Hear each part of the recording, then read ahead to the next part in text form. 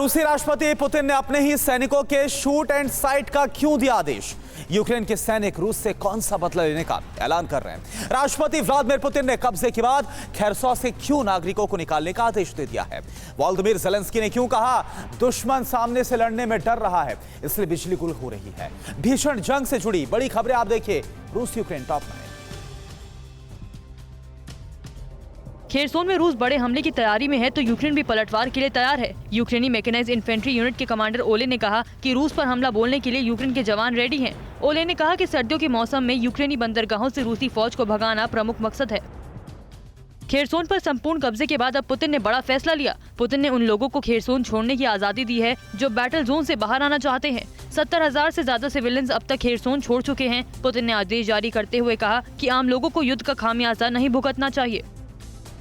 Ukraine के battle ground से अगली खबर ये है कि पुतिन ने अपने सैनिकों के खिलाफ शूट एट साइट का ऑर्डर दे दिया है। अगर आप अपने बच्चों को पैसे का पार्ट नहीं सिखाएंगे तो पैसा कमाने के बाद में हो सकता है वो आपको ही बेच दें। सावधान, फ्रीडम ऐप को डाउनलोड करें, बच्चों को पैसे का पार्ट कैसे पढ़ाना है सीखिए। ये ऑर्डर उन सैनिकों के खिलाफ है जो जंग के मैदान छोड़कर भाग रहे हैं। ब्रिटेन के रक्षा मंत्रालय ने पुतिन के इस ऑर्डर का खुलासा करते हुए बताया कि शूट एट साइट के लिए अलग से यूनिट की तैनाती की गई है। यूक्रेन के इंफ्रास्ट्रक्चर को ध्वस्त करने के बाद रूस के टारगेट पर यूक्रेन के पावर जनरेटर हैं, यानी बिजली बनाने वाले संयंत्र। रशियन आर्मी लगातार पावर प्लांट्स पर अटैक कर रही है, जिसके चलते यूक्रेन में बिजली संकट पैदा हो गया है। आजकल यूक्रेन के ज्यादातर इलाके अंधेरे में डूबे रहते हैं। रूसी हमले के बाद यूक्रेन की high voltage transmission line operator Ukrenergo ने बताया कि राजधानी कीव समेत चर्निहिव, चकारसी, जाइटोमार, सूमी, पोल्तावा और खार्किव में बिजली आपूर्ति रोक दी गई। राजधानी कीव में 45 लाख अपार्टमेंट में बिजली आपूर्ति ठप हो गई है।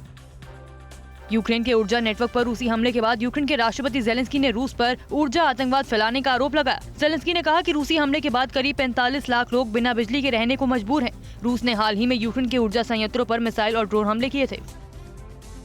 ईरान ने रूस को कामिकाज़ी ड्रोन देने की बात स्वीकार कर ली है। तेहरान में बैठक के बाद ईरान के विदेश मंत्री हुसैन अमीर ने कहा कि हमने यूक्रेन युद्ध से कुछ महीने पहले रूस को सीमित संख्या में ड्रोन दिए थे, जबकि ईरान ने पहले रूस को किसी प्रकार के ड्रोन सप्लाई से इनकार कर दिया था। ब्रिटेन के डोवर में इमिग्रेशन सेंटर पर हुए हमले को पुलिस ने आतंकी हमला करार दिया। बकिंघमशायर के हाई वाइकोम्बे शहर के 66 साल के एंड्रयू लीक ने केंट काउंटी के इमिग्रेशन सेंटर में 3 फायर बॉम्ब फेंके थे और उसके बाद खुद को उड़ा लिया था। आतंकवाद निरोधी पुलिस ने इसका खुलासा किया है।